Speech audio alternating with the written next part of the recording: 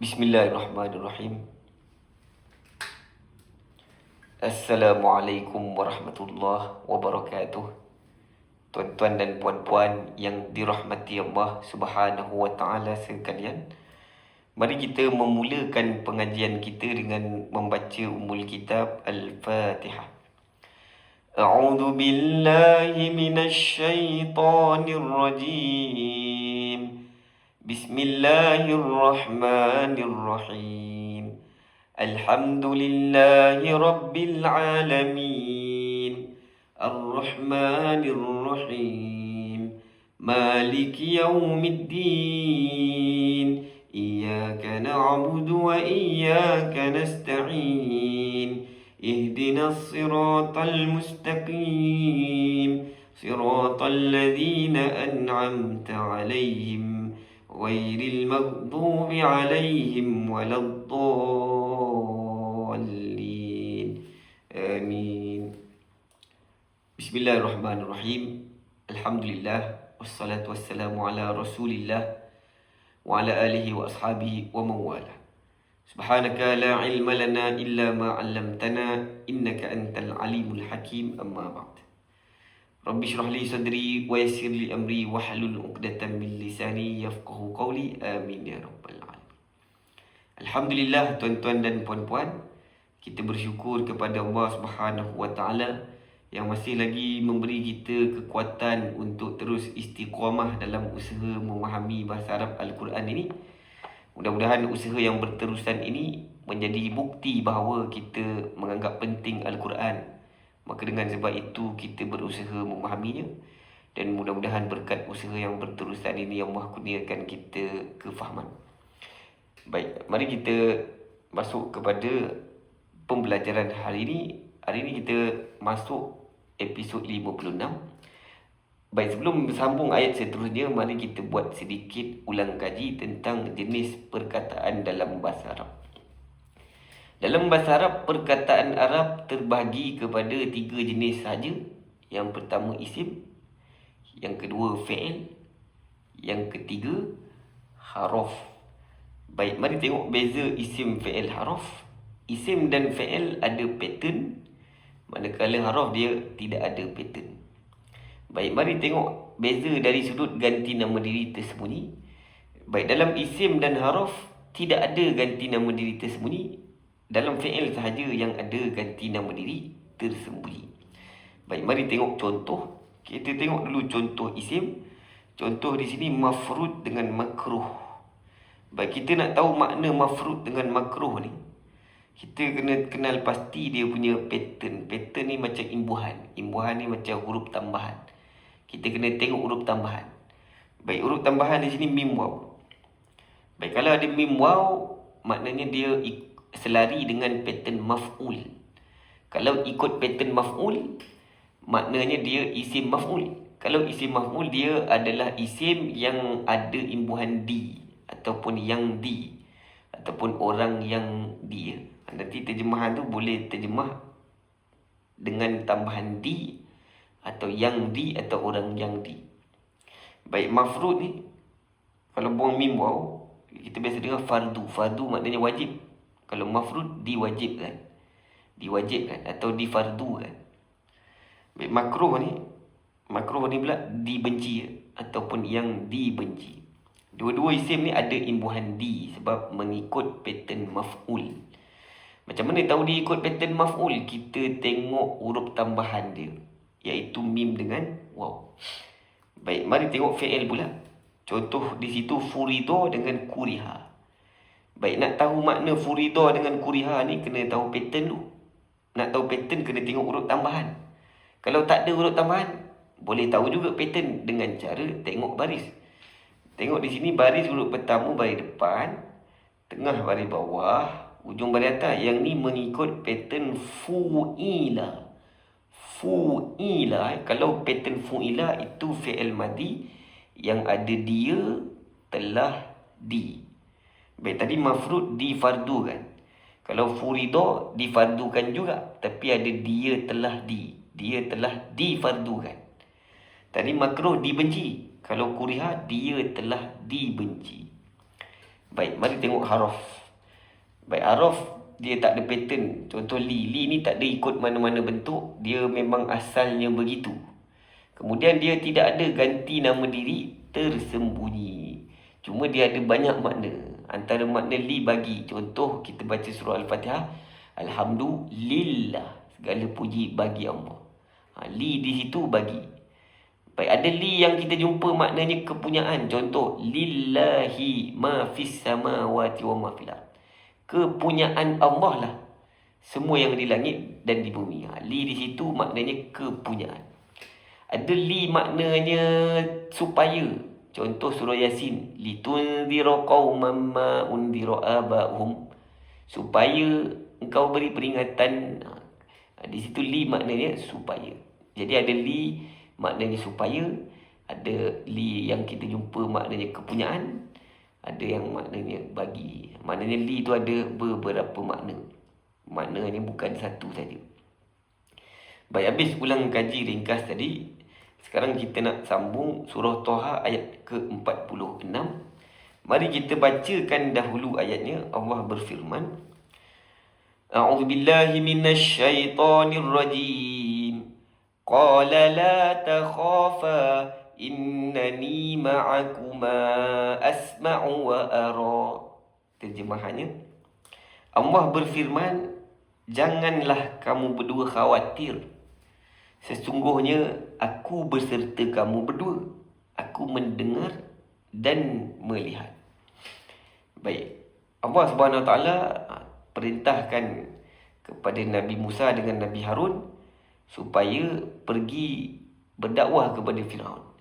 Tapi mereka jawab, kami khawatir dia akan makin melampaui batas atau dia akan segera menyiksa kami. Maka Tuhan pun kata, jangan takut, jangan bimbang.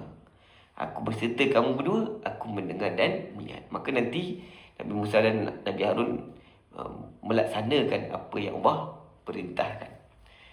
Mereka berdua pun pergilah berdakwah kepada Firaun, menteri-menterinya dan semualah termasuk Bani Israel.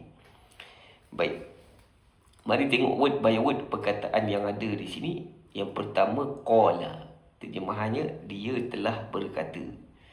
Baik, kalau bahasa Melayu, dia telah berkata 3 batah perkataan. Tapi dalam bahasa Arab, qala tu satu perkataan saja. Dia masuk bawah kategori fi'il madi. Baik, dalam fi'il madi tu ada ganti nama dia. Dia tu kita anggap tersembunyi. Tandanya huruf ketiga baris atas. Baik, mari tengok ayat tadi. Allah berfirman, terjemahannya, Allah berfirman, janganlah kamu berdua khawatir. Baik, tadi saya kata qala maknanya dia telah berkata. Tapi di sini penterjemah tulis Allah berfirman. Dalam ayat tu tak ada pun sebut Allah. Tapi Allah tulis, penterjemah tulis Allah. Sebenarnya dia. Sebenarnya di situ dia telah berkata. Tapi kalau berkata tu Allah, orang Melayu guna perkataan berfirman. Kemudian telah tu tak ditulis di sini untuk meringkaskan terjemahan. Kemudian dia di sini Allah, jadi penterjemah tulis teruslah Allah supaya kita faham terus yang berkata di sini Allah Subhanahu Wa Taala. Baik, dalam qala tadi ada dia. Dia tu tersembunyi dalam fi'il madi ni, tandanya huruf ketiga baris atas. Baik, hari ni kita nak ulang kaji tanda ganti nama diri. Bagaimana fi'il madi qala tadi ditukar-tukar mengikut ganti nama diri. Baik, yang pertama dia. Baik, kalau dia telah berkata qala, tanda dia huruf ketiga baris atas. Kalau mereka berdua telah berkata qala, huruf ketiga tu masih baris atas. Sebab ditambah alif. Baik, alif di situ tanda mereka berdua. Kalau mereka ramai telah berkata qalu, kena tambah waw alif. Sebelum waw alif tu kena baris depan. Kalau dia perempuan telah berkata qalat, tanda dia perempuan di situ ta mati. Kalau mereka berdua perempuan telah berkata qalata, tanda mereka berdua di sini ta alif. Tadi kalau mereka laki 2 orang, tambah alif saja. Kalau perempuan tambah ta alif. Kalau mereka ramai perempuan telah berkata kulna. Baik, yang ni pelik sikit. Tiba-tiba kop tu baris depan. Tadi semua baris atas.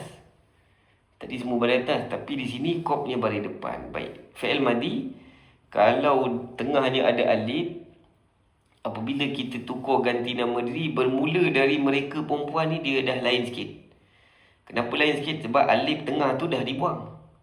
Lepas tu kop tu baris depan. Biasanya huruf baris pertama ni ikut fi'il mudhari'. Biasanya fi'il mudhari' dia yaqulu. Yaqulu, kop tu baris depan. Jadi di sini pun diletak baris depan. Dibuang alif, kemudian ditambah na. Na tu tanda mereka perempuan. Baik, patutnya kalau ikut yang lain-lain sepatutnya qalna. Tapi orang tak sebut qalna. Dibuang alif, lepas tu huruf pertama tu ditukar baris depan, biasanya ikut fi'il mudhari'. Jadi qulna. Qulna. Qulna maknanya mereka perempuan telah berkata. Baik, nanti kita akan jumpa qulna lain pula. Yang lain, yang satu lagi qulna, yang tu na-nya ada alif dibaca 2 harakat. Yang itu maknanya kami. Kalau yang ini nunnya 1 harakat. Yang ni mereka perempuan.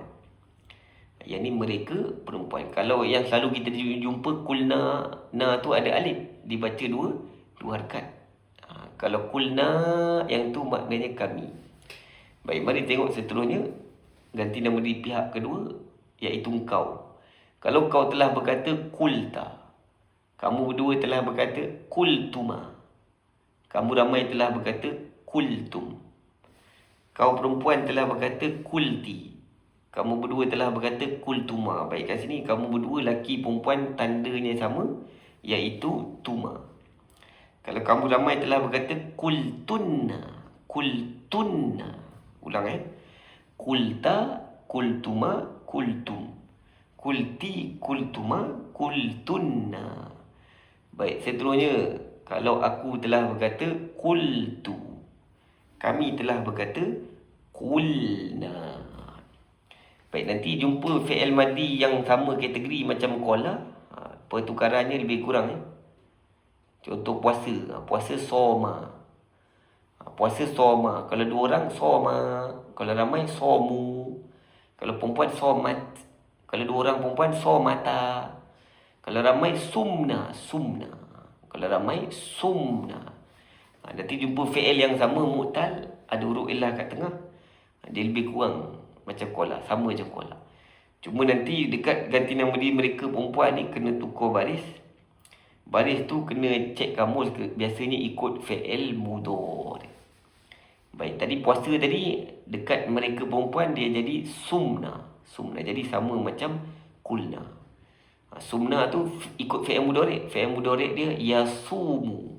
Yasumu. Baik. Baik, nanti ada yang dekat sini, huruf pertama baris bawah. Contoh perkataan jual. Jual ba'a. Kalau jual dalam bahasa Arab, ba'a. Dekat ganti nama diri mereka ni dia jadi bi'na. Bi'na. Huruf pertama tu dia baris bawah. Sebab ikut mudhari'nya. Mudhari'nya yabi'u. Yabi'u. Baik, habis cerita tentang pertukaran fi'il madi mu'tal tadi. Balik semula ke surah Toha. Perkataan seterusnya la. La maknanya janganlah, dia haruf nahi. Dalam masa yang sama dia haruf jazam. Haruf jazam ni dia membaris matikan fi'il mudhari' selepasnya. Baik, sepatutnya fi'il mudhari' selepasnya ada nun.